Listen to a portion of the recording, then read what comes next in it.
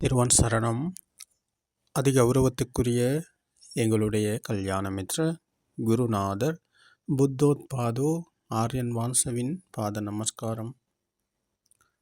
இப்போ நாங்கள் பார்ப்போம், பகவான் புத்தர் அவர்கள் போதனை செய்த இந்த ஆரிய அஷ்டாங்கிக மார்க்க என்கிற இந்த 8 வழி பாதை. இந்த 8 வழி பாதையில் நாங்கள் பயணிக்கும் போது நாங்கள் பெறும் அனுபவம் என்ன, நாங்கள் பெற்றுக்கொள்ளும் அனுபவம் என்ன, அவ்வழியில் எப்படி நாங்கள் பயணம் செய்வது என்பதை இந்த போதனையில் நாங்கள் கொஞ்சம் விளக்கமாகவும் கொஞ்சம் தெளிவாகவும் பார்ப்போம்.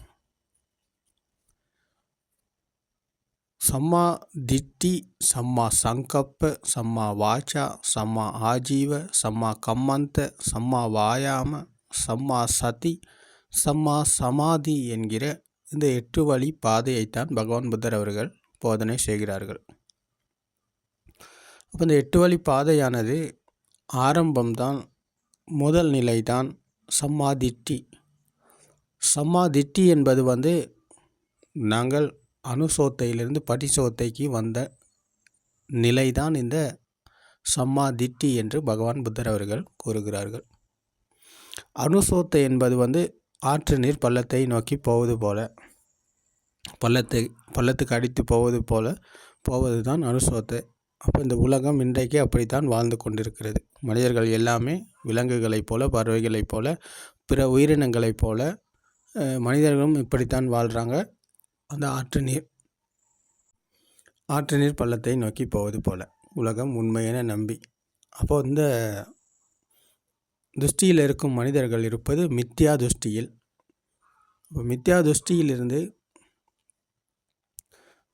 பிழையான துஷ்டியிலிருந்து இவர்கள் அனுசோத்தையிலிருந்து படிசோத்தைக்கு வந்த சுபாவம்தான் இந்த சம்மாதிட்டி என்று பகவான் புத்தர் அவர்கள் போதனை செய்கிறார்கள். அப்போது ஆற்று நீர் பள்ளத்தை நோக்கி போவது அல்ல, இந்த ஆற்று நீர் மேல் நோக்கி ஆற்று நீரில் மேல் நோக்கி நீந்துவதைப் போல ஒரு வழியைத்தான் பகவான் புத்தர் அவர்கள் போதனை செய்கிறார்கள். அப்போ இது முற்றுமுழுதாக மாறுபட்ட ஒரு விடயம். பகவான் புத்தர் அவர்கள் கூறும் வழி என்பது இது இந்த விதர்சனா பக்கம்தான் இருக்கிறது, விதர்சனா தியானம் பக்கம்தான் இருக்கிறது. அப்போது இது ஒரு விமர்சனம் செய்து ஒரு தேடுதலினூடாக இது எங்களுக்குள் நாங்கள் தேடி கண்டுபிடிக்க வேண்டியது. அப்போ இது எங்கேயும் நடக்கும் கதை அல்ல, இது எங்களுக்குள் நடக்கும் கதை.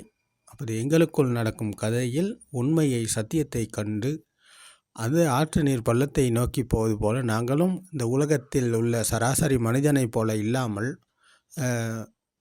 நாங்கள் பிறந்திருக்கிறோம், வயசு போகுது, நோய்வாய்ப்படுறோம், இறந்து போகிறோம். இப்போ இதில் இன்பம் இல்லை, இதில் எங்கேயாவது இன்பம் கிடையாது. ஏன் பிறந்தவங்க எல்லாமே வயசு போகுது, நோய்வாய்ப்படுறாங்கன்னா அப்போ இங்கே சம்பாரிச்சுக்கிட்டதை யாரும் எடுத்துக்கிட்டு போகலை, சேர்த்து கொண்டதை யாரும் எடுத்துக்கொண்டு போகலை, பிடிச்சு கொண்டதை யாரும் எடுத்துக்கொண்டு போகலை. அப்போ இது எல்லாமே துஷ்டி. அப்போ இதில் எங்கேயுமே உண்மை கிடையாது, இதுலேயுமே சத்தியம் கிடையாது என்ற ஒரு புரிதல் அவருக்குள்ளே இருக்கணும். அப்போ அவர் அந்த புரிதலில் சத்தியத்தை தேடுவாராக இருந்தால், அப்போ அவருக்கு இந்த சத்திய தர்மம் கேட்குமாக இருந்தால், தேடுபவருக்கு இந்த சத்திய தர்மம் கேட்குமாக இருந்தால், அவர் அனுசோத்தையிலிருந்து படிசோத்தைக்கு வரும் வழி இங்கே காட்டப்படுகிறது. பகவான் புத்தர் அவர்கள் இதை தான் காட்டினார்கள். அப்போது இந்த வழியானது அது உலகம் போகிற போக்கில் போகிறது கிடையாது, உலகத்திலிருந்து மீளும் வழியில் போகும் போக்கு இது. அப்போ இது கோடியில் லட்சத்தில் ஒருவருக்குத்தான் இதை பெற்றுக்கொள்ள முடியும். ஏன் அதிகாம்பிரம் இது அவ்வளோ ஈஸி அல்ல. இப்போ இதை புரிந்து கொள்வது என்பது இது கடினமான ஒரு விடயம். அப்போது இந்த வழிக்கு வருவதற்குத்தான் பகவான் புத்தர் அவர்கள் சத்தியத்தை போதனை செய்கிறார்கள். மனம் உருவான விதம், ஆன்மா உருவான விதம் பற்றி. அப்போ ஆன்மா உருவான விதம் பற்றி அறிந்து கொள்பவர் தான் இந்த வழிக்கு வருகிறார், சம்மாதிட்டிக்கு வருகிறார். அப்போ சம்மாதிட்டிக்கு வந்தபோது அவர் சத்தியத்தை காண்கிறார். சத்தியத்தை கண்டதன் பிறகு தான் அவர் சம்மாதிட்டிக்கு வருகிறார். முதலில் இதை கேட்டு அறிந்து கொள்கிறார். அறிந்து கொண்ட போது அவருக்கு ஒரு அறிவு உருவாகுகிறது. அறிவு ஒன்று தோன்றுகிறது. இதுதானே உண்மை, இதுதானே சத்தியம் என்ற தனக்குள் ஒரு உணர்வு உருவாகுகிறது. அப்போ அந்த உணர்வானது தான் சம்மாதிட்டி என்று பகவான் புத்தர் அவர்கள் போதனை செய்கிறார்கள். அப்போ அவருடைய பயணம் செல்வது இந்த ஆரிய அஷ்டாங்கிக மார்க் என்கிற இந்த வழியில் அவர் பயணம் செய்வதாவது இந்த சம்மாதிட்டியினூடாகத்தான். சம்மாதிட்டிக்கு வந்தவர் உணர்கிறார். இந்த சத்தியம் இதுதான் என்ற சத்தியத்தை உணர்கிறார். அப்போ உணர்வின் வழியாகத்தான் அவருடைய பயணம் மேற்கொள்ளப்படுகிறது. அப்போது அவர் எண்ணங்களில் அல்ல பயணிக்கிறார். அப்போ எண்ணங்களில் பயணிப்பவர் தான் உலகம் உண்மை என நம்பிக்கொண்டிருப்பவர். அப்போ அதை தேடிக்கொள்ள, பெற்றுக்கொள்ள, அதை தன் வசப்படுத்தி கொள்ள, அதை தான் அடையணும் அப்படின்ற நோக்கத்தில் செல்பவர்கள் எல்லாமே உலகம் உண்மை என நம்பிக்கொண்டிருப்பவர்.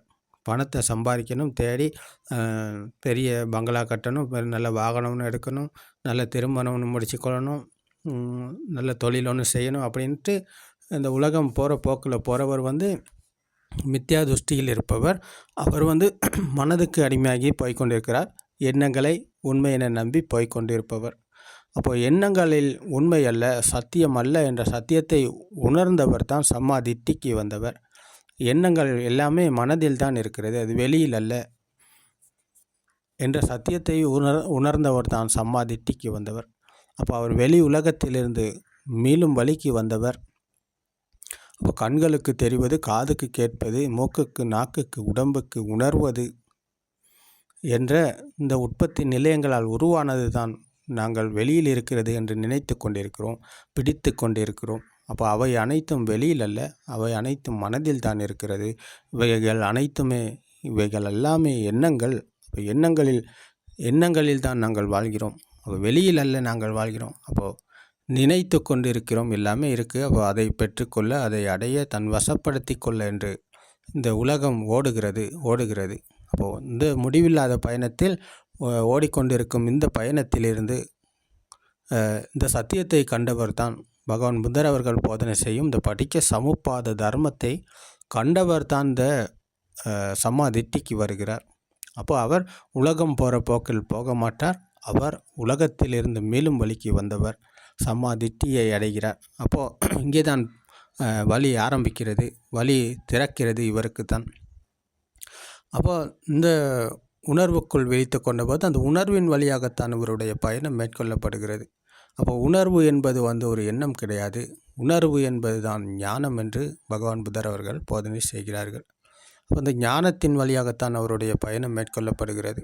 சத்திய ஞானம் அடைந்தவர் கிருத்திய ஞானம் வழியாக பயணம் செய்கிறார் என்று அப்போ இந்த வழி அவருக்கு தான் திறக்கிறது. அப்போ கிருத்திய ஞானம் என்பது தான் பகவான் புத்தர் அவர்கள் கூறிய இந்த 8 வழி பாதை. அப்போ இந்த 8 வழி பாதையில் பயணிப்பவருக்குத்தான் கிருத்தக் ஞானம் என்ற உணர்வற்ற சுபாவத்தை, புத்த சுபாவத்தை அடைகிறார் என்று பகவான் புத்தர் அவர்கள் போதனை செய்கிறார்கள்.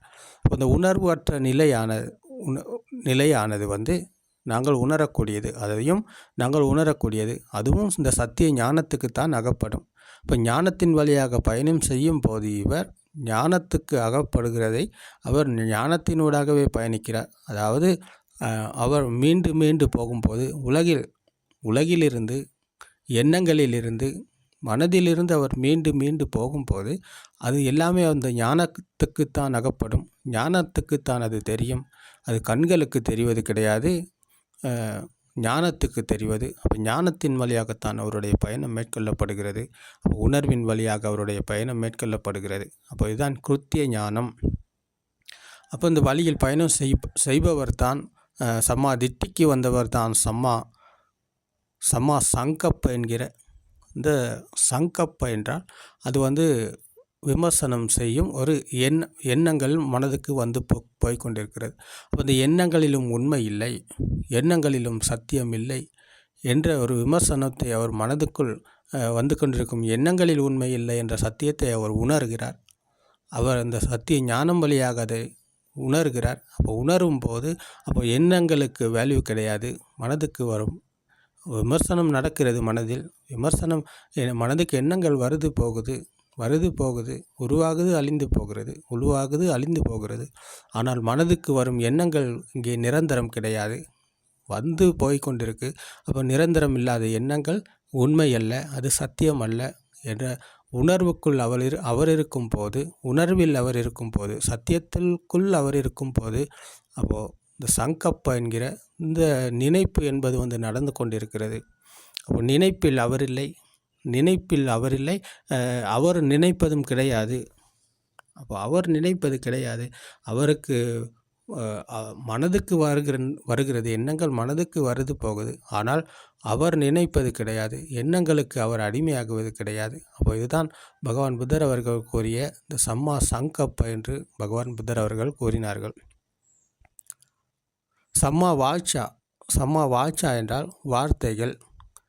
வார்த்தைகளை அவர் பயன்படுத்துவார். ஒரு இல்லற வாழ்க்கையை வாழும் மனிதன் வீட்டில் இருக்கும்போது அவர் வார்த்தைகளை பயன்படுத்துவார். குடும்ப உறுப்பினர்களோடு கதைப்பார், பிள்ளைங்களோட, தாய் தகப்பனோட, பெற்றாரோட எல்லாத்துக்கூடையும் கதைப்பார். வழக்கம் போல் எல்லாமே நடக்கும். ஆனால் அவர்களுடைய வார்த்தைகளில் அது உண்மை இல்லை. வார்த்தைகள் அனைத்தும் பொய்யானது, வார்த்தைகள் எல்லாமே சத்தியம் கிடையாது என்ற சத்தியத்துக்குள் இருக்கும் அவருக்கு வார்த்தைகளுக்கு வேல்யூ கிடையாது. வார்த்தைகளை பயன்படுத்தி அவர் யாரையும் துன்புறுத்தவோ, அவர் யாரையும் இழிவுபடுத்தவோ, யாரையாவது அவர் வார்த்தைகளை பயன்படுத்தி இன்னொருத்தருடைய மனம் நோகும்படி நடந்து கொள்ளவோ மாட்டார். அவர் வார்த்தைகளை பயன்படுத்தி இன்னொருத்தருடைய மனம் நோகும் அளவுக்கு நடந்து கொள்ள வார்த்தைகள் நடக்காது. இன்னொருத்தருடைய மனம் புண்படும் அளவுக்கு அவருடைய வார்த்தைகள் இருக்காது. அவர் இரண்டுக்கும் நடுவில் இருப்பவர், அதாவது இரண்டிலும் இருந்து மீண்டவர், வார்த்தைகளில் உண்மை இல்லை என்ற சத்தியத்தை உணர்ந்தவர். அப்போ வார்த்தைகளை பயன்படுத்துவார், ஆனால் வார்த்தைகளில் உண்மை கிடையாது. சத்தியத்தை உள்வாங்கி கொண்டவருக்கு, சத்தியத்தை உணர்ந்தவர் வார்த்தைகளை பேசுவார், ஆனால் வார்த்தைகளில் உண்மை கிடையாது என்ற சத்தியத்துக்குள் அவர் இருக்கிறார். அப்போ அவர் இருப்பது சத்தியத்தில். அப்போ வார்த்தைகளில் உண்மை இல்லை என்றால் அது சாதாரணமாக ஒரு சிஸ்டமாக நடந்து கொண்டிருக்கு. அப்போ வீட்டில் இருக்கும்போது கணவன் மனைவிக்கு இடையில் ஒரு உரையாடல் இருக்குது. வீட்டுக்கு தேவையான விடயங்களை செய்யணும். அப்போ அதுக்கு நாங்கள் பேசணும். பேசினால்தான் அந்த வார்த்தைகளை கலந்துரையாடினா தான் எங்களுக்கு அந்த வேலைகளை செஞ்சு கொள்ள முடியும்.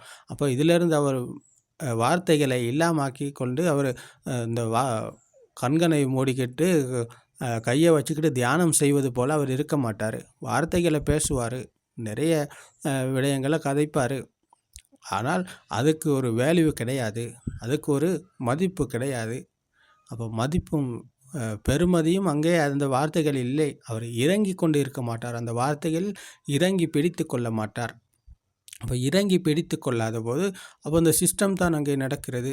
அப்போ இந்த சிஸ்டமேட்டிக்கலி அங்கே நடக்கிறது. இந்த வழியில் பயணிக்கும் போது வார்த்தைகள் எல்லாமே அவருடைய நடக்குது, செயல் ஒன்று நடக்கிறது. அப்போ அந்த செயலுக்கு சொந்தக்காரர் இல்லை. அப்போ செயலுக்கு சொந்தக்காரர் இல்லைன்னா அந்த சிஸ்டம் நடக்குது. அப்போது குடும்பத்தில் இருக்கும்போது வெளியில் ஆஃபீஸில் போய்ட்டு தொழில் செய்யும் போது ஒரு வியாபாரியாக இருக்கலாம். அப்போ அவர் அந்தந்த துறையில் ஈடுபடும் போது, அப்போ வியாபாரியாக இருப்பவர் வந்து வியாபாரத்தை செய்யும் போது அவர் அதில் எந்த அளவுக்கு அது வியாபாரி செய்வாரோ அதே போலத்தான் இவரும் இருப்பார். ஆனால் அதில் இறங்கி கொண்டு அவர் இருக்க மாட்டார், இறங்கி பிடித்து கொண்டு இருக்க மாட்டார். இறங்கி பிடித்து கொள்ளாத போது அவர் இரண்டு பக்கங்களிலும், ராக தேச என்ற இரண்டு பக்கங்களிலும் இருந்து மீண்டவர். அப்போ அதுக்கு விருப்பம் இல்லை, வெறுப்பும் இல்லை. அப்போ விரும்பியும் அதை விரும்புகிறவரும் கிடையாது, வெறுக்கிறவரும் கிடையாது. அப்போ இரண்டிலும் இருந்து மீண்டவர் மஜ்ஜை ஞானம் என்ற வழியில் தான் அவருடைய பயணம் மேற்கொள்ளப்படுகிறது. அப்போது சத்தியத்தை உணர்ந்தவருக்கு வார்த்தைகள் உண்மை கிடையாது என்ற சத்தியத்தை அவர் கையாளும் போது அவர் வார்த்தைகளை பயன்படுத்துகிறார், ஆனால் வார்த்தைகளில் அவர் இல்லை. சம ஆஜீவ என்றால் நாங்கள் வந்து வாழ்வதற்கு ஏதோ ஒரு தொழிலை செய்கிறோம், இல்லாட்டி வியாபாரம் செய்கிறோம், அப்படி இல்லாட்டி ஒரு கடையை நடத்துகிறோம், அப்படி இல்லாட்டி ஏதோ ஒரு கூலி தொழிலையாவது செய்கிறோம், அப்படி இல்லாட்டி ஏதோ ஒன்று நாங்கள் வாழ்வதற்கு, வாழ்க்கையை வழி நடத்துவதற்கு ஏதோ ஒரு தொழிலை செய்கிறோம். அப்போ அந்த தொழிலை அவர் செய்யும்போது அவர் வாழ்வதற்காகத்தான் இதை நாங்கள் செய்கிறோமே தவிர இது வந்து சம்பாரித்து சொத்து சேர்த்து கொள்வதற்காகவோ அப்படின்ற மாதிரிக்கு இல்லாமல் அவருடைய வாழ்க்கைக்காக அவர் செய்வார். அதாவது வாழ்க்கையே அவர் வாழ வேண்டும் என்பதற்காக அவர் அந்த தொழிலை அந்த காரியத்தில் ஈடுபடுவார். அதற்குள் அவர் இறங்கி பிடித்து கொள்ள மாட்டார். வாழ்க்கையை வாழ்வதற்காகத்தான் இதை செய்கிறாரே தவிர அவர் அதில் இறங்கி பிடித்து கொள்ள, அதில் விருப்பம் இல்லாமல் வெறுப்பும் இல்லாமல் 2 பக்கத்திலும் இல்லாத மத்திய நிலையத்தில் அவர் இருப்பார். அப்போது தன்னுடைய வாழ்க்கையை வாழும் இந்த தொழிலை செய்து வியாபாரம் செய்து அப்படி இல்லாட்டி ஒரு உத்தியோகத்தராக இருக்கலாம், அரசாங்க உத்தியோகத்தராக இருக்கலாம், எந்த உத்தியோகத்தில் இருந்தாலும் அவர் அதில் இறங்கி கொண்டிருக்க மாட்டார், பிடித்து கொண்டிருக்க மாட்டார் என்று பகவான் புத்தர் அவர்கள் போதனை செய்கிறார்கள். அப்போ இதுதான் சம்மா ஆஜீவ என்று பகவான் புத்தர் அவர்கள் கூறினார்கள். சம்மா கம்மந்த என்றால் தான் எந்த ஒரு தொழிற்சாலையில் இருக்கலாம், ஒரு எங்கே தான் இருந்தாலும் ஒரு தொழிற்சாலையில் இருந்தாலும் அந்த தொழிற்சாலையில் அவர் ஈடுபடும் போது அவர் அங்கே இறங்கி கொண்டோ அதை பிடித்து கொண்டோ அதில் விரும்பவோ அது வெறுப்பு காட்டவோ அப்படி ஒன்று அவரிடமிருந்து நடக்காது. அவர் இரண்டிலும் இருந்து மீண்டவர், இரண்டுக்கும் நடுவில் பயணிப்பவர். ஞானத்தின் வழியாக அவருடைய பயணம் நடக்கிறது, சத்தியத்தினூடாக அவருடைய பயணம் மேற்கொள்ளப்படுகிறது. அப்போது சத்தியத்தினூடாக அவர் பயணிக்கும் போது அவர் இரண்டுக்கும் நடுவில் இரண்டிலும் இருந்து மீண்டவர், விருப்பிலும் இல்லை வெறுப்பிலும் இல்லை. அப்போது அவர் இந்த உலகத்தில் எங்கே வேணுமானு இருக்கலாம். அவருக்கு காட்டில் போய்ட்டு தியானம் செஞ்சுக்கிட்டு இருக்கணும் அப்படின்றது இல்லை. அவர் எந்த துறையில் வேணுமானா இருக்கலாம். ஒரு ஆசிரியர் துறையாக இருந்தால் அவர் வந்து ஒரு மாணவனுக்கு பாடம் நடத்தும் போது அவர் வந்து மாணவன் மீது ஒரு விருப்பை ஏற்படுத்தி கொள்ளவோ வெறுப்பை ஏற்படுத்தி கொள்ளவோ அவர் மாட்டார். அப்போது தான் செய்யும் தொழிலிலும் அவருக்கு வெறுப்பு கிடையாது. ஆனால் தனக்கு ஒரு கடமை இருக்கிறது. தான் செய்யும் அந்த தொழிலை ஆசிரியர் தொழிலாக இருந்தால் அவர் பாடம் கற்பிக்கும் போது மாணவன் அதை ஏற்றுக்கொள்ளாமல் மாணவன் வந்து வேறு ஏதாவது செஞ்சு கொண்டிருந்தார்னு சொன்னால் பாடத்தை கவனிக்காமல், அப்போது அந்த இடத்துல அவரை மாணவனை கண்டிக்க நேரிடும். அப்போ அதை அவர் செய்வார். அதுக்காக அந்த மாணவன் மீது அவர் வெறுப்பை ஏற்படுத்தி கொண்டு அவர் அடிக்கிறாரு. அப்போ இவருக்கு தேசம் இருக்கிறது, கோபம் இருக்கிறது, மாணவன் மீது கோபம் இருக்கிறது என்று பார்ப்பவர்களுக்கு தெரிந்தாலும், ஆனால் அவருக்குள் அது கோபம் ஒன்று கிடையாது. அவருக்குள்ள அப்படி ஒன்று இல்லை. ஏன்? அவருடைய கடமை ஒன்று இருக்கிறது. தான் தொழில் ஒன்று செய்யும் போது அதை சரியாக செய்யணும், மற்றவருக்கு அது போய் சேரணும் என்பதற்காக தான் அதை ஈடுபாட்டோடு செய்யும்போது அவர் இந்த மாதிரி நடந்து கொள்ள நேரிடும். அப்போது அதை விரும்புகிறார், அதை வெறுக்கிறார் என்று யாராலும் சொல்ல முடியாது. பார்ப்பவர்களுக்கு அப்படி தெரிந்தாலும் அவருக்குள் அப்படி ஒன்று கிடையாது. ஏன்? சத்தியத்தை உணர்ந்தவருக்கு வெறுப்பு இல்லை. அப்போ இரண்டிலும் மீளும் வழியில் தான் அவருடைய பயணம் மேற்கொள்ளப்படுகிறது. அப்போ எண்ணங்களிலிருந்து விடுதலை அடையும் வழியில் தான் அவருடைய பயணம் மேற்கொள்ளப்படுகிறது. அப்போ அந்த வழியில் பயணிக்கும் போது அவர் இந்த மாதிரியான காரியங்களில் சந்தர்ப்பங்களில் அவர் இப்படியாக நடந்து கொள்வார். அப்போ நடந்து கொள்வது என்பது வந்து சிஸ்டம் ஒன்று நடக்கிறது. அப்போ அந்த சிஸ்டத்துக்கு சொந்தக்காரர் இல்லை. இந்த நடைமுறைக்கு நடந்து கொள்பவர் இவர் கிடையாது. அங்கே ஒரு சிஸ்டம் ஒன்று நடக்கிறது, அதுக்கு சொந்தக்காரர் இல்லை. அப்போது அதை இவர் செய்வது கிடையாது. அப்போ இவர் செய்வதில்லை என்றால் அங்கே ஒரு முறை ஒன்று இருக்கிறது. இப்போ பாடசாலையில் பாடம் கற்பிக்கும் போது அங்கே ஒரு முறை இருக்கிறது. முறை தவறினால் அதுக்கு அவர் வந்து ஒரு தீர்மானத்துக்கு வரணும். அதுக்கு இதை தான் செய்ய வேண்டியிருக்கிறது என்று அந்த இடத்துல அவர் எடுக்கணும். அப்போ அது வந்து அவர் எடுப்பது கிடையாது, அது சிஸ்டத்தினூடாக அது நடக்கிறது. அப்போ சிஸ்டத்தினூடாக நடப்பது என்பது வந்து அப்போ அவர் இல்லை அங்கே. அப்போ அவர் இல்லாத போது அங்கே சிஸ்டத்துக்கு தான் சிஸ்டம் தான் நடக்கிறது. அப்போது கண்களுக்கு தெரிவது, காதுக்கு கேட்பது, மூக்குக்கு நாக்குக்கு உடம்புக்கு உணர்வதை போல இந்த மனதுக்கு வரும் எண்ணங்களில் உண்மை இல்லை என்ற சத்தியத்தை எண்ணங்களிலும் உண்மை இல்லை என்ற எண்ணங்களில் இருந்து மேலும் வழியில் பயணம் செய்யும் இவர் சாமானியமான வாழ்க்கையைத்தான் வாழ்வார். சாதாரணமான வாழ்க்கையை தான் வாழ்வார். அப்போ வீட்டிலையா இருக்கலாம், வீட்டில் ஒரு கணவன் மனைவிக்கு இடையில் எல்லா குடும்பங்களிலும் பிரச்சனைகள் வந்து போய் கொண்டு தானே இருக்குது. அப்போ அதே போல் குடும்பத்திலையும் பிரச்சனைகள் வரலாம் போகலாம். ஆனால் அவர் தீர்மானங்களை எடுக்கும்போது எடுக்க வேண்டிய இடத்தில் அவருடைய தீர்மானங்கள் நிச்சயமாக எடுப்பார். அதில் மாற்றம் கிடையாது. ஏன், அவருக்கு ஒரு கடமை இருக்கிறது. தான் யாராவது பிழை ஒன்று செஞ்சிட்டாங்க சொன்னால் அது சிஸ்டத்துக்கு, அதாவது அந்த குடும்பத்துக்கு அது ஆகாது என்றால், அந்த குடும்பத்தின் குடும்ப முன்னேற்றத்துக்கு தடையாக இருந்தால் அந்த தீர்மானத்தை அவர் எடுப்பார். அப்போ அதுக்கு அந்த இடத்துல அவர் கண்ணை மூடிக்கிட்டு ஒரு பவரம் கையை வச்சுக்கிட்டு தியானம் செஞ்சு கொண்டிருக்க மாட்டார். அப்போ இதுதான் சங்கீதே நிப்பிதா என்று பகவான் புத்தர் அவர்கள் கூறினார்கள். இதை புரிந்து கொள்ளக்கூடிய சத்தியம். அப்போ இதை புரிந்து கொள்ளக்கூடிய சத்தியம் என்றால், நாங்கள் புரிந்து கொண்டதன் பிறகு சத்தியத்தை உணர்ந்து உணர்வின் வழியாக பயணம் செய்யும்போது இதை புரிந்து கொண்டு தான் நாங்கள் இந்த நடைமுறையில் பயணிக்கிறோம். அப்போ புரிந்து கொண்டு நாங்கள் அன்றாட வாழ்க்கையில் ஈடுபட்டு கொண்டு தொழில்களை செய்து கொண்டு குடும்ப உறுப்பினர்களோட இப்போ வழக்கம் போல் எல்லாமே நடக்கப்பட்டு கொண்டு எல்லாமே நடக்குது. அப்போது இது எங்கள் உள்ளுக்குள் நடக்கும் கதை. இது வேறு யாருக்கும் வெளியில் யாருக்குமே தெரியாது. வெளியில் யாருக்குமே தெரியாது. அப்போ எங்கள் உள்ளுக்குள்ள ஒரு விமர்சனமும் தேடுதலும் நடந்து கொண்டிருக்கும் கதை.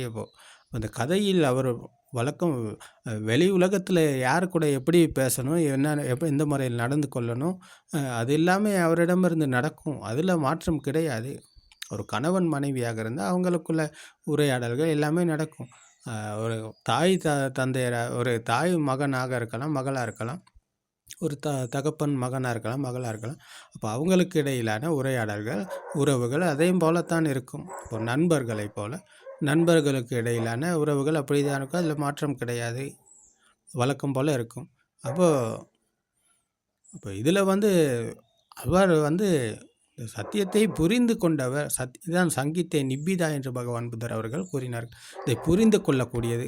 புரிந்து கொண்டதன் பிறகு நாங்கள் எங்களுடைய கதை உள்ளுக்குள்ளே நடக்குது. ஆனால் வெளி உலகத்தில் அவர் சாமானியமான வாழ்க்கையை தான் அவர் இருப்பார். சாதாரணமாக மற்றவர்களைப் போலத்தான் அவரும் இருப்பார். அதில் மாற்றம் கிடையாது.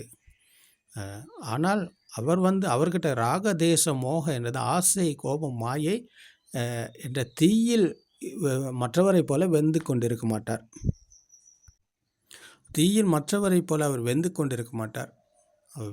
அந்த தீ அணையும் வழியில் அவர் பயணிக்கிறார். அப்போ தீ அணையும் வழியில் அவர் பயணிக்கும் போது மற்றவர் உலகம் உண்மை என நம்பிக்கொண்டு போபவர். ஆனால் இவர் உலகம் உண்மை அல்ல என்ற சத்தியத்தை உணர்ந்து உணர்வின் வழியாக போபவர். அப்போது இவர்கள் இரண்டுக்கும் இதுதான் வித்தியாசம். மற்றவர் உலகம் உண்மை என நம்பிக்கொண்டு அந்த உலகத்தில் போட்டி, பொறாமை, பழிவாங்கல், களவு, திருச்சு, பொய்ன்னு போகிறவர் தான் மற்றவர். ஆனால் அவை அனைத்தும் பொய், கற்பனை, இது எதுவுமே உண்மை கிடையாது. உலகம் என்பது மாயை, அது மனதில் தான் இருக்கிறது. கற்பனை என்ற சத்தியத்தை புரிந்து உணர்ந்தவர் அப்போ அந்த உலகில் மீளும் வழியில் பயணிக்கிறார். அப்போ மனதில் மீளும் வழியில் தான் அவருடைய பயணம் மேற்கொள்ளப்படுகிறது. அப்போ இது இவருக்குள்ளே நடக்கும் கதை. அப்போ இந்த கதையானது இவருக்குள்ளே நடக்கிறதுனால இவர் வெளி உலகத்துக்கு போட்டி போடவோ, பொறாமைப்படவோ, பழி வாங்கவோ, பொய் சொல்லவோ, திருக்குசு பண்ணவோ, வஞ்சகம் பண்ணவோ அப்படியான வேலைகள் இவரிடம் கிடையாது. அவர் அதிலிருந்து மீண்டும் வழியில் போபவர். அப்போ மீண்டும் வழியில் போபவருக்கு அதன் மீது விருப்பம் இல்லை, வெறுப்பும் இல்லை. அப்போ இவர் நடுநிலையில் இருப்பவர், சமநிலையில் இருப்பவர். அப்போ இந்த நிலையில் இருந்து கொண்டு அவர் வழக்கம் போலவே கூடயும் கதைப்பார், பேசுவார், நடந்து கொள்வார், எல்லாமே நடக்கும். ஆனால் எந்த இடத்திலும் அவர் இல்லை. எந்த இடத்திலும் அவர் எதையுமே இறங்கி பிடித்து கொண்டவர் கிடையாது. அப்போது இந்த நிலையானது தான் பகவான் புத்தர் அவர்கள் கூறுகிறார்கள். இந்த வழியில் பயணிக்கும் போது இவருக்கு ஏற்படும் அனுபவங்கள் தான் இவை. அப்போ இந்த அனுபவத்தை தான் அவர் காண்கிறார். அப்போது கையாளும் போது, நடந்து கொள்ளும் போது இந்த அனுபவத்தை அவர் வெளிப்படுத்துகிறார். ஆனால் அங்கே எங்கேயுமே இவர் இல்லை. அப்போ சம்மா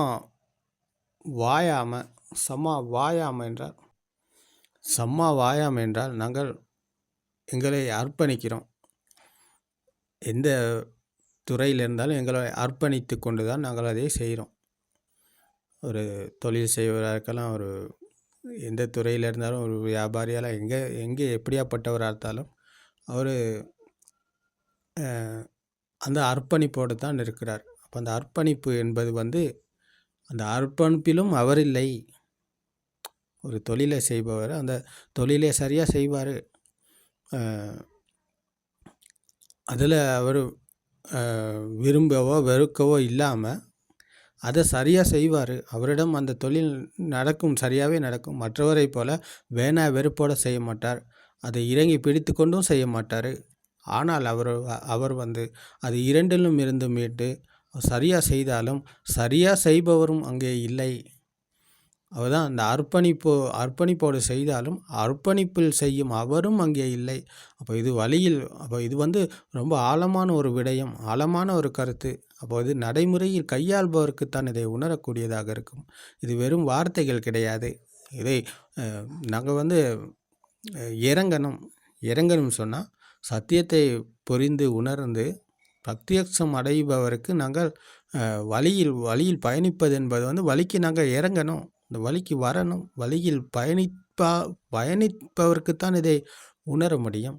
மற்றபடி இதை வார்த்தைகளால் சொல்ல முடியாது. ஏன்? உப்பு என்பது உணரக்கூடியது.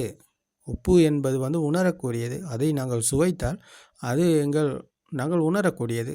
அப்போ உணர்வு என்பது அவரவர் உணரக்கூடியது. அதை இன்னொருத்தருக்கு சொல்லப்போனால் அது வெறும் எண்ணங்கள் தான், அது வெறும் வார்த்தைகள் தான். அப்போ வார்த்தைகளில் உண்மை கிடையாது, எண்ணங்களில் உண்மை கிடையாது. அப்போ அவரவர் உணரணும். அப்போ அவரவர் உணரணும்னு சொன்னால் அவர் இந்த ஸ்விம்மிங் பூலுக்கு இறங்கணும், இறங்கி அவர் நீந்தணும். நீந்தினால்தான் அதை பற்றின அனுபவம் அவருக்கு தெரியும். மற்றபடி அதில் ஸ்விம்மிங் பூலுக்கு இறங்கி நீந்தாமல் அவர் மேலே இருந்து கொண்டு கருத்துக்களை கூறுவாராக இருந்தால் அது உண்மையானது கிடையாது. அது மாயை, கற்பனை. அப்போது அது வெறும் வார்த்தைகளாகத்தான் இருக்கும், அது வெறும் எண்ணங்களாகத்தான் இருக்கும். அவருடைய அனுபவத்தை அவரை அங்கே சொல்ல முடியாது.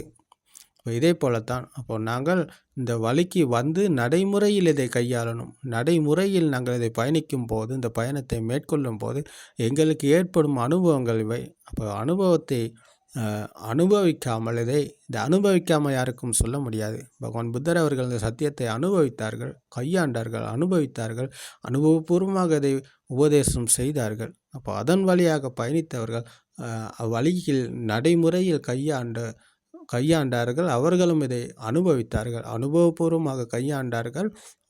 மனதின் மாயிலிருந்து மீண்டார்கள், விடுதலை அடைந்தார்கள். அப்போ அதை தவிர எங்களுக்கு இது சொல்வது என்பது காம்பீரம், அதை புரிந்து கொள்வது என்பது அதைவிட காம்பீரம். அப்போது பகவான் புத்தர் அவர்கள் வழியை காட்டினார். வழியில் பயணிப்பது எங்களுடைய கடமை. அப்போது வழியில் நாங்கள் பயணிக்காமல், வழிக்கு நாங்கள் இறங்கி வராமல், இந்த வழியில் நாங்கள்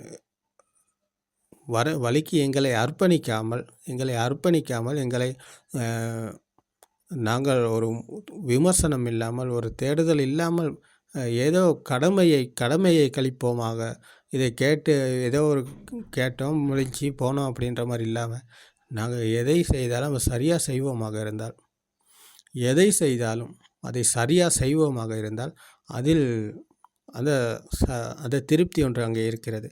சத்தியத்தையும் இப்படித்தான் நாங்கள் செய்ய வேண்டியிருக்கிறது. நாங்கள் சரியாக செய்யணும்.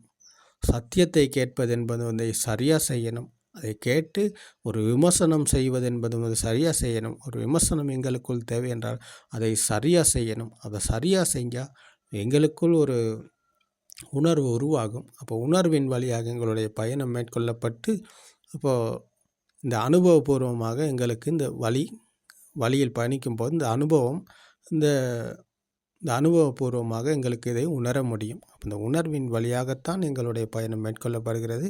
அப்போது எந்த இடத்திலும் அவர் இல்லை.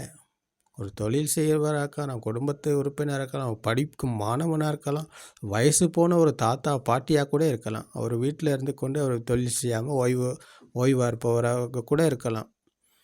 யாராக இருந்தாலும், எந்த ஜாதியாக இருந்தாலும், எந்த மதமாக இருந்தாலும், அனைத்து மனிதனுக்கும் ஒன்றே தான். அது ஆணாக இருக்கலாம், பெண்ணாக இருக்கலாம், படித்தவராக இருக்கலாம், படிக்காதவராக இருக்கலாம், ஒரு ஏழையாக இருக்கலாம், பணக்காரராக இருக்கலாம்.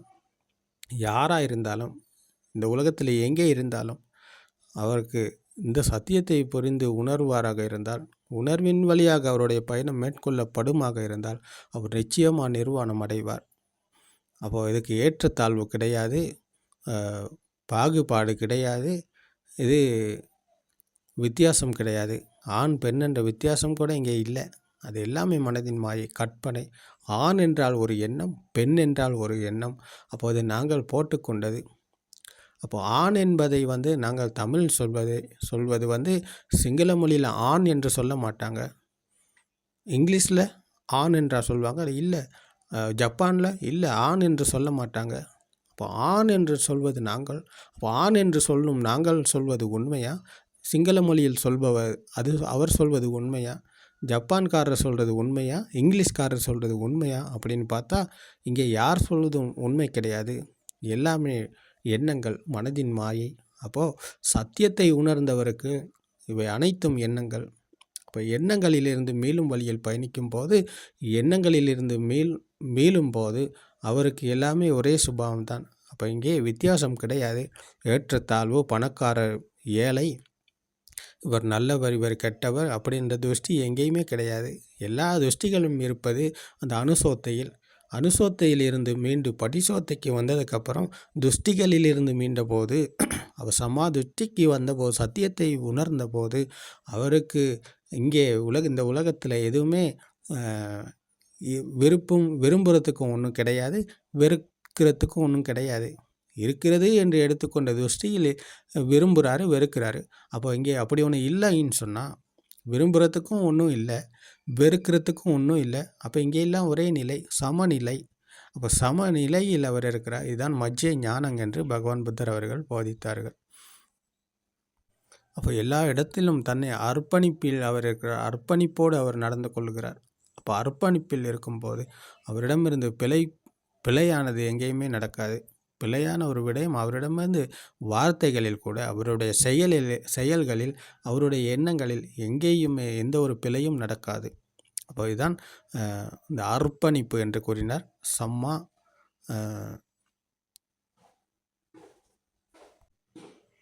சம்மா வாயாம என்று கூறினது இதைத்தான்.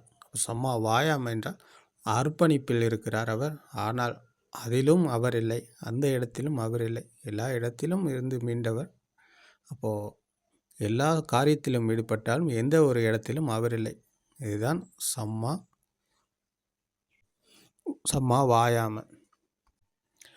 அப்புறம் சம்மா சதி, இது 7வது நிலை. சம்மா சதி என்றால் இப்போ எல்லா இடத்திலும் அவருக்கு ஒரு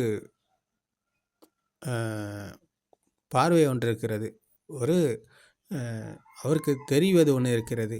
அப்போ தெரிவது என்றால் கண்களுக்கு தெரிவது கிடையாது, பார்வை என்றால் கண்களால் பார்ப்பது கிடையாது, இது ஞானத்தினூடாக பார்ப்பது. அப்போ அது ஞானத்துக்கு அகப்படுவது, ஞானத்துக்கே தெரிவது. அப்போது எல்லா நேரங்களிலும் அவர் விழித்து கொண்ட சுபாவத்தில் இருக்கிறார். எல்லா நொடிகளிலும் அவருக்கு ஒரு விழிப்புணர்வு இருக்கிறது. அப்போ அந்த விழிப்புணர்வில் தான் அவருடைய இந்த பயணம் மேற்கொள்ளப்படுகிறது. அப்போ அந்த விழிப்புணர்வில் இருக்கும்போது அவரிடமிருந்து எங்கேயும் யாருக்கும் எந்த ஒரு தீங்கும் நடக்காது. இந்த உலகையே வென்ற போது அவர் இந்த நொடிக்குள் விழித்து கொள்கிறார். அப்போ இந்த நொடியில் அவர் இருக்கிறார். அப்போ இந்த நொடியில் அவர் இருக்கும்போது அந்த நொடிக்குள் அவர் விழிப்புணர்வில் இருக்கிறார். அந்த விழிப்புணர்வு தான் சம்மா சதி என்று பகவான் புத்தர் அவர்கள் கூறினார்கள். சம்மா சதி என்பது ஒரு விழிப்புணர்வு. அந்த விழிப்புணர்வானது எண்ணங்கள் கிடையாது. எண்ணங்களிலிருந்து மீண்டபோது 3 காலங்களிலிருந்து மீண்டபோது, இறந்த காலம், நிகழ்காலம், எதிர்காலம் என்ற 3 காலங்களிலிருந்து மீண்டு இந்த நொடிக்குள் விழித்து கொள்ளுகிறார். சம்மா சதி என்ற இந்த விழிப்புணர்வில் அவர் இருக்கிறார். அப்போ விழிப்புணர்வு என்பது ஒரு எண்ணம் கிடையாது, மனம் இங்கே கிடையாது, மனதுக்கு வேல்யூ கிடையாது, எண்ணங்களுக்கு வேல்யூ ஒன்று கிடையாது. இந்த விழிப்புணர்வில் அவர் இருக்கிறார். அப்போ விழிப்புணர்வில் அவர் இருக்கும்போது அப்போ அவருக்கு ராக, தேச, மோக என்ற இந்த ஆசை, கோபம், மாயை, அவரிடம் இல்லை. அப்போ ஆசை, கோபம், மாயை என்றால் ராக, தேச, மோக. அப்போ அவரிடம் அது இல்லை என்றால் அப்போது நல்லதும் இல்லை, அவருக்கு கெட்டதும் இல்லை. நல்லதிலிருந்தும் மீண்டு விட்டார், கெட்டதிலிருந்தும் மீண்டு விட்டார். இரண்டுக்கும் நடுவில் இந்த மத்திய நிலையத்தில் பயணித்து இவர் இந்த உணர்வு பூர்வமாக விழிப்புணர்வோடு இருக்கிறார். அப்போ இதுதான் பகவான் புத்தர் அவர்கள் கூறிய சம்மா சதி என்று கூறினார்கள். அப்போ இந்த சம்மா சதி என்பது ஒரு டோர்ச்சை இரவு நேரத்தில் டோர்ச்சை பிடிச்சி பார்க்குறோம். டோர்ச்சை பிடிச்சி பார்க்கும்போது எங்களுக்கு அது நல்லா தெளிவாக தெரியும். இருட்டு நேரத்தில் வழியில் நாங்கள் பயணிக்கும் போது, நடந்து போகும்போது டோர்ச்சை பிடிச்சி பார்த்தோம்னு சொன்னால் எங்களுக்கு முன்னுக்கு இருப்பது என்ன அப்படின்றது எங்களுக்கு நல்லா தெளிவாக தெரியும். அப்போ இந்த தெளிவாக தெரிவது போலத்தான் இந்த சத்தியத்தை புரிந்து உணர்ந்ததன் உணர்வுக்குள் உணர்வு பூர்வமாக இந்த விழிப்புணர்வோடு இருப்பவர் எந்த நேரமும் இந்த டோர்ச்சை பிடித்து பார்ப்பதை போல் அவருக்கு எந்நேரமும் இந்த சத்தியம்தான் தெரியும். சத்தியத்துக்குள் ஏதுமில்லை, ஒன்றுமில்லை. அப்போ சத்தியம் என்றால் ஏதுமில்லை, ஒன்றும் இல்லை. அப்போ ஏதும் இல்லை, ஒன்றும் இல்லை என்ற சத்தியத்தைக்குள் அவர் இருக்கிறார். உணர்வு பூர்வமாக விழிப்புணர்வோடு அவர் இருக்கிறார். அப்போது எண்ணங்களுக்கு வேல்யூ கிடையாது, மனதுக்கு வேல்யூ கிடையாது, அதற்கு மதிப்பும் பெருமதியும் அழிந்த சுபாவம். அப்போ இங்கே தான் பகவான் புத்தர் அவர்கள் கூறுகிறார்கள். அப்போ இதுதான் இந்த சத்தியத்தையும் புரிந்து உணர்ந்து உணர்வுக்குள் விழித்து கொண்ட சுபாவம் என்று இந்த சம்மா சதி என்று பகவான் புத்தர் அவர்கள் கூறினார்கள். அப்போ இந்த சம்மா சதி என்ற இந்த விழிப்புணர்வுக்குள் விழித்து கொண்ட போது அவருக்கு ஒரு சமாதி நிலை தோன்றுகிறது. அதுதான் சம்மா சமாதி என்று பகவான் புத்தர் அவர்கள் கூறுகிறார்கள். சம்மா சமாதி என்றால் மனம் சமாதி. மனம் ராகதேச மோக என்ற அந்த தீ இருக்கும் வரைக்கும் ஏற்றத்தாழ்வு இருந்தது, மனப்பாங்குகள் இருந்தது, மனக்கசப்புகள் இருந்தது. அப்போது அதுக்கு பெருமதியும் மதிப்பும் இருந்தது. அப்போ பெருமதி மதிப்பு அழிந்து போனதன் பிறகு, ஏற்றத்தாழ்வு இல்லாமல் போனதன் பிறகு, மதிப்பு பெருமதியும் இருந்தபோது அப்போ அவர் ராகதேச மோக என்ற தீயில் தான் இருந்தார். அப்போ தீயில் அவர் வெந்து கொண்டிருந்தார். அப்போ தீ இங்கே முற்றுமுழுதாக அணைந்ததன் பிறகு அந்த மனம் சமநிலை அடைகிறது. அந்த சமநிலையானது தான் இந்த சம்மா சமாதி என்று பகவான் புத்தர் அவர்கள் கூறுகிறார்கள். அப்போது இது இந்த சமாதி நிலையானது சமத்த சமாதி நிலை அல்ல. சமத்த சமாதி நிலை என்றால் அது மெடிடேஷன் செய்து மனதை ஒருநிலைப்படுத்தி கொண்டு கண்களை மூடி கைகளை வைத்துக்கொண்டு அதில் மூழ்கி இருந்து கொண்டு தண்ணீருக்குள் பந்தை அழுத்தி பிடித்து கொண்டிருப்பதை போல மனதை ஒருநிலைப்படுத்தி கொண்டு மூழ்கி இருப்பது தான் இந்த சமத்த சமாதி நிலை. அப்போ அது எந்த நேரம் வேணுமா இருந்தாலும் அழிந்து போகலாம், எந்நேரம் வேணுமா இருந்தாலும் இல்லாமல் போகலாம். அதுக்கு அழிவு இருக்கிறது. அது நிரந்தரம் அல்லாதது, நிரந்தரம் அற்ற சமாதி நிலை தான் அந்த சமத்த சமாதி. ஆனால் பகவான் புத்தர் அவர்கள் கூறிய இந்த ஆரிய அஷ்டாங்கிக மார்க்க என்கிற இந்த 8 வழியில் பயணம் செய்து சத்தியத்தை புரிந்து உணர்ந்து பிரத்யக்ஷம் அடைந்தவர் விதர்சனா சமாதி நிலையில்தான் அவர் இந்த சமாதி நிலையை அடைகிறார். அப்போ இந்த சமாதியானது அழிந்து போவது கிடையாது, நிரந்தரமான சமாதி நிலை இது. இதற்கு அழிவு கிடையாது. ஏன் சத்தியத்தை புரிந்து உணர்ந்து சத்தியத்தினூடாக அவருடைய பயணம் மேற்கொள்ளப்பட்டு அனுபவபூர்வமாக சத்தியத்தை உள்வாங்கி உணர்ந்தவர் விழிப்புணர்வோடு இருக்கிறார், சமாதி நிலையை அடைகிறார். அப்போது இதுதான் விதர்சனா சமாதி, அனிமித்த சமாதி என்று பகவான் புத்தர் அவர்கள் போதனை செய்கிறார்கள். அனிமித்த சுஞ்ஞத்த அப்ரணீத்தை சேத்த விமுக்தி என்று பகவான் புத்தர் அவர்கள் கூறினது இதைத்தான். அனிமித்த என்றால் நிமித்தங்களுக்குள் அவர் இறங்கிக் கொள்ளவில்லை. நிமித்தங்கள் அற்ற, எண்ணங்கள் அற்ற, நிமித்தங்கள் என்றால் எண்ணங்கள். அப்போ எண்ணங்களில் உண்மை இல்லை என்ற சத்தியத்தை புரிந்து உணர்ந்து பிரத்யட்சம் அடையும் போது அவர் நிமித்தங்களுக்குள் இறங்கிக் கொள்ளவில்லை, எண்ணங்களுக்குள் அவர் இறங்கிக் கொள்ளவில்லை. அனிமித்த, நிமித்தங்கள் அற்ற சுஞ்ஞத, அனிமித்த சுஞ்ஞத அப்ரணீத்த சேத்த விமுக்தி என்றால் அனிமித்த என்றால் அப்போ நிமித்தங்கள் அல்ல, நிமித்தங்கள் இல்லை என்றால் சுஞ்ஞம் என்ற சத்தியம், ஏதும் இல்லை ஒன்றும் இல்லை என்ற சத்தியத்தை தான் அவர் புரிந்து உணர்கிறார். ஏதும் இல்லை ஒன்றும் இல்லை என்பது தான் சுஞ்ஞம் என்று பகவான் புத்தர் அவர்கள் கூறினார்கள். அப்ரணீத்த, அப்ரணீத்த என்றால் இங்கே புனிதம், இங்கே இனிமை, இங்கே அழகு, இங்கே இங்கே அப்படி ஒன்று எங்கேயுமே இந்த உலகத்தில் எங்கேயுமே ஒன்றும் கிடையாது. புனிதம் என்று இந்த உலகத்தில் எதுவுமே இல்லை. அழகு என்று இந்த உலகத்தில் எதுவுமே இல்லை. இனிமை என்று இந்த உலகத்தில் எங்கேயுமே ஒன்றுமே இல்லை. அப்போ இவைகளில் மீண்ட போது அனிமித்த சூன்யத்தை அப்ரணீத்த புனிதம் பிரணீத்தம் என்று இந்த உலகத்தில் எங்கேயுமே எதுவுமே இல்லை. அப்போ இதிலிருந்து மீண்ட போது அப்ரணீத்த சேத்தோ விமுக்தி. அப்போ புனிதம் என்று ஒன்றும் இல்லை, அப்படி ஒன்று இல்லாத போது இங்கே தான் சேத்த விமுக்தி என்று பகவான் புத்தர் அவர்கள் கூறுகிறார்கள். சேத்த விமுக்தி என்றால் சித்த விமுக்தி என்றால் மனதிலிருந்து விடுதலை அடைந்த சுபாவம், எண்ணங்களிலிருந்து விடுதலை அடைந்த சுபாவம் என்று பகவான் புத்தர் அவர்கள் இதைத்தான் கூறினார்கள். அப்போது இது சமத்த சமாதி அல்ல, இது விதர்சன சமாதி, அனிமித்த சமாதி. பகவான் புத்தர் அவர்கள் கூறிய இந்த விமுக்தி சாரா என்று பகவான் புத்தர் கூறிய இந்த விமுக்தியான நிலை இதுதான், விடுதலை அடைந்த நிலை தான் இதுதான். விடுதலை அடைந்த போது உலகத்திலிருந்து அவர் விடுதலை அடைகிறார், உலகத்தையே அவர் வெல்கிறார், உலகத்திலிருந்து விடுதலை அடைகிறார். அப்போ உலகத்தின் மீது அவருக்கு விருப்பம் இல்லை, வெறுப்பும் இல்லை. அப்போ இரண்டிலிருந்து மீண்ட போது அவருக்கு உலகமும் இல்லை. அப்போ உலகத்திலிருந்து உலகத்தை வென்ற சுபாவம், உலகத்திலிருந்து விடுதலை அடைந்த சுபாவம். அப்போது இதுதான் புத்த சுபாவம். அந்த புத்த சுபாவத்தை அடையத்தான் பகவான் புத்தர் அவர்கள் இந்த வழியை காட்டினார்கள், வழியை வலியுறுத்தினார்கள். அப்போ இந்த பயணத்தை மேற்கொள்வதற்கு சம்மாதிட்டியை அடைந்து சம்மா சங்கப்ப, சம்மா வாச்சா, சம்மா ஆஜீவ, சம்மா கம்மந்த, சம்மா வாயாம, சம்மா சதி, சம்மா சமாதி என்ற இந்த வழியில் பயணம் செய்ய நாங்கள் காட்டுக்கு போகணும்னு கிடையாது, நாங்கள் துறவரம் போகணும்னு கிடையாது, நாங்கள் ஒரு துறவி ஆகணும் அப்படின்ற ஒரு கதை இங்கே இல்லை. துறவி என்பது உல ரீதியிலான முன்னேற்றம், உல ரீதியிலான மாற்றம் அடைவது தான் துறவம். அப்போ அந்த துறவம் என்பது துணியை மாற்றிக்கொண்டு தலையை மொட்டை அடித்து கொண்டு பன்சலையிலையோ ஆராணையிலையோ வேறு விகாரையில் எங்கேயாவது போய்ட்டு உட்காந்துக்கிட்டு தியானம் செய்வது கிடையாது. அது முற்றுமுழுதாக மனமாற்றத்தில் தான் இருக்கிறது, உல ரீதியிலான முன்னேற்றத்தில் தான் இருக்கிறது. அப்போ அந்த உல ரீதியிலான முன்னேற்றம் அடைவது என்பது மனம் ஒன்று இருந்தால், மனது என்று ஒன்று இருந்தால் அந்த மனதில் மேலும் வழி ஒன்று இருக்கிறது.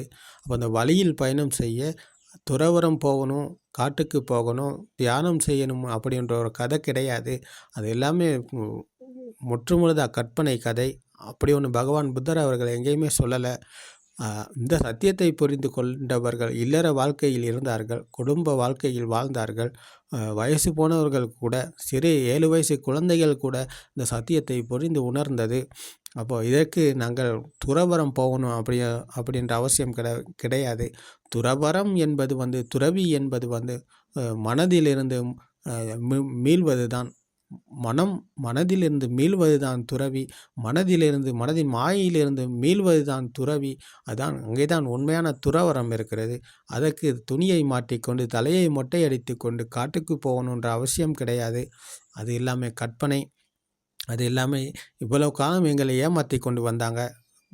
ஒரு புத்த பிக்ஷுவானவர், துறவரம் போனவர் காட்டில் தான் இருக்கணும். அவர் வீட்டில் இருந்து கொண்டு பகவான் புத்தர் சொல்கிற சத்தியத்தை அவருக்கு பின்பற்ற முடியாது. புத்தர் போதித்த சத்தியத்தை அவரால் அந்த வழிக்கு வர முடியாது அப்படின்னு இவ்வளவு காலம் எங்களை ஏமாற்றி கொண்டிருந்தாங்க. ஆனால் அது இன்றைக்கு தலைகீழாக மாறி இருக்கிறது. ஏன்? சத்தியத்தை புரிந்து உணர்வதற்கு மனம் ஒன்று இருந்தால் மனதிலிருந்து மீளும் வழியும் ஒன்று இருக்கிறது. அப்போ அந்த மீளும் வழியில் பயணிப்பதற்கு நாங்கள் காட்டுக்கு போகணுன்ற அவசியம் இல்லை, காட்டுக்கு போகணுன்ற தேவையும் இல்லை. வீட்டில் இருக்கலாம். வீட்டில் இருந்து கொண்டு இல்லற வாழ்க்கையை வாழும் ஒரு மனிதனுக்கு வயசு இல்லை கிடையாது, ஆண் பெண் என்ற வித்தியாசம் இல்லை, ஏற்றத்தாழ்வு இல்லாத, மனப்பாங்கு இல்லாத, மனதின் மேலும் வழியில் பயணம் செய்ய நாங்கள் எங்கேயுமே போக தேவையில்லை. யாருக்குமே எங்கேயுமே போய்ட்டு யாருக்குமே எதுவுமே கொடுக்கவும் தேவையில்லை. இருக்கும் இடத்தில் இருந்து கொண்டு இந்த சத்தியத்தை நாங்கள் பின்பற்றி இதை பழக்கப்படுத்தினால், எங்களுடைய வாழ்க்கையில் நாங்கள் இதை பழக்கப்படுத்தினால், அப்போது எங்களுக்கு இந்த மனதில் மேலும் வழி கிடைக்கும். துன்பத்தில் மேலும் வழி இங்கே இந்த வழியில் இருக்கிறது. அப்போ இந்த வழியில் நாங்கள் பயணம் செய்தால் மனதிலிருந்து மீள்வோம், துன்பத்திலிருந்து மீள்வோம். அப்போ இதற்கு எங்கேயும் போக வேண்டிய அவசியமும் கிடையாது, யாருக்கும் 1 ரூபா கூட கொடுக்கணுன்ற அவசியமும் கிடையாது. பகவான் புத்தர் அவர்கள் எங்கேயாவது யாருக்காவது போய்ட்டு நீங்கள் இவ்வளோ கொடுங்க உங்களுக்கு நான் இதை தாரேன் அப்படின்னு சொல்லியிருக்காரா? இல்லை, அப்படி ஒன்றும் சொல்லலை. பகவான் புத்தர் அவர்கள் சத்தியத்தை போதனை செய்தார்கள். நடந்து போயிட்டு கிலோமீட்டருக்கு கணக்கில் நடந்து போனார். பல மைல்கள் நடந்து போயிட்டு ஒரு நபருக்காக, ஒரு மனிதனுக்காக நடந்து போனார். பல பல மைல் தொலைவுக்கு நடந்து போயிட்டு இந்த சத்தியத்தை போதனை செஞ்சார். அப்போ ஏன் அப்படி செஞ்சார்னு பார்த்தா, மனிதன் இருப்பது மனதின் மாயைக்குள்ளே. அவன் மாயையிலிருந்து மீண்டால், அவர் மனதில் மாயையிலிருந்து விடுதலை அடைந்தால் அவர் துன்பத்திலிருந்து விடுதலை அடைவார். அவர் மரணத்திலிருந்து விடுதலை அடைவார் என்ற மகா கருணையின் காரணமாக இந்த சத்தியத்தை நடந்து போயிட்டு போதனை செஞ்சார். அப்போ இன்றைக்கி இன்றைய யுகத்தில் அப்படி யாராவது இருக்கிறாங்களா? இல்லை. எல்லாமே காசுக்காக, தன்னுடைய புகழ்ச்சிக்காகவும், தான் சம்பாரிச்சு கொள்ளணுன்றதுக்காகவும், தன்னை பெரிய ஒரு ஆளாக காட்டிக்கணுன்றதுக்காகவும் இன்றைக்கி போதனை செய்யும் போதனையாளர்கள் ஆயிரம் இருக்காங்க.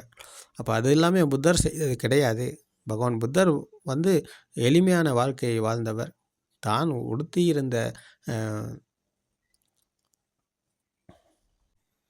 காவி உடைய கூடைய தச்சு உடுத்தியவர் பகவான் புத்தர் அவர்கள். ஒரே துணியை பல இடங்களில் கிழிந்து இருந்தது. கிழிந்த துணியை தச்சு உடுத்தியவர் தான் பகவான் புத்தர் அவர்கள். அவ்வளவு தூரம் எளிமையான வாழ்க்கையை வாழ்ந்தவர்.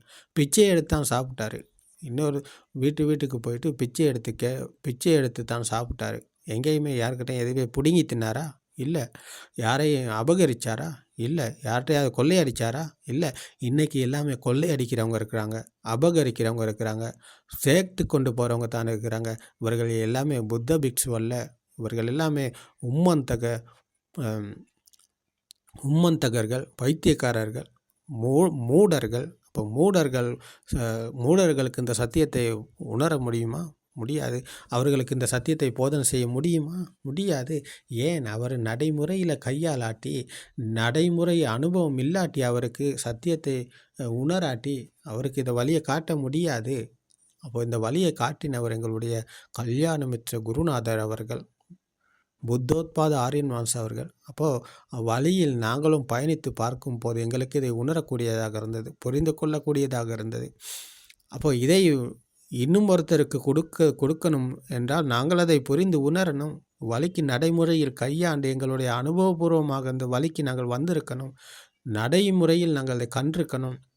அப்போதான் இன்னொருத்தருக்கு எங்களுக்கு சொல்ல முடியும். அப்போ சொல்வதாக இருந்தால் அவரிடமிருந்து எங்களுடைய லாபத்துக்காக சொல்வதாக இருந்தால், எங்களுடைய தேவைகளை பூர்த்தி செய்து கொள்வதற்காக நாங்கள் இதை இன்னொருத்தருக்கு சொல்லுவோமாக இருந்தால், நாங்கள் சம்பாரிச்சேன்றதுக்காக இன்னொருத்தருக்கு இதை சொல்லுவோமாக இருந்தால், அப்போ அங்கே உண்மையானது இருக்குதா? இல்லை. உண்மையான சத்தியம் அங்கே கிடையாது.